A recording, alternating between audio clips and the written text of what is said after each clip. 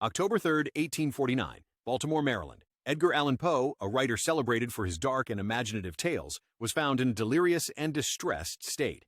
He was discovered by a compositor named Joseph W. Walker outside a public house called Ryan's Fourth Ward Poles. Poe was wearing clothes that were not his own and was in no condition to explain his predicament.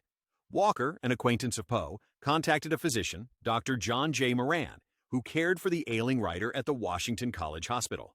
For the next 4 days, Poe drifted in and out of consciousness, experiencing hallucinations and periods of lucidity. He would call out the name Reynolds, a figure who remains unidentified to this day.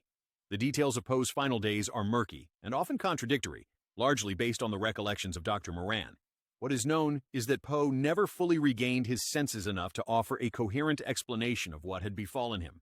He died on October 7, 1849, at the age of 40.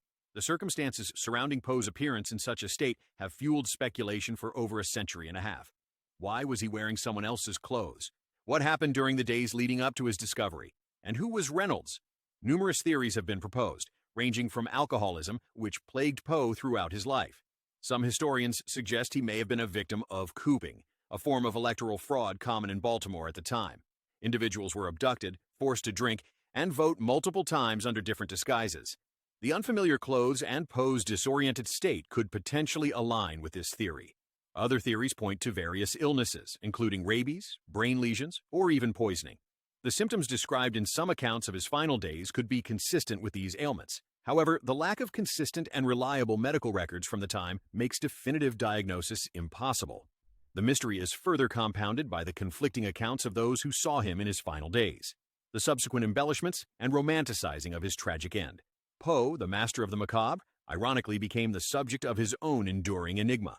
The image of the literary genius found in a bewildered state, uttering a mysterious name, continues to fascinate and trouble those who admire his work. His death, like many of his stories, is shrouded in shadows and unanswered questions, a final real-life tale of the uncanny that remains open to interpretation. The last days of Edgar Allan Poe serve as a poignant reminder that even the most brilliant minds can be vulnerable to the inexplicable currents of life and death.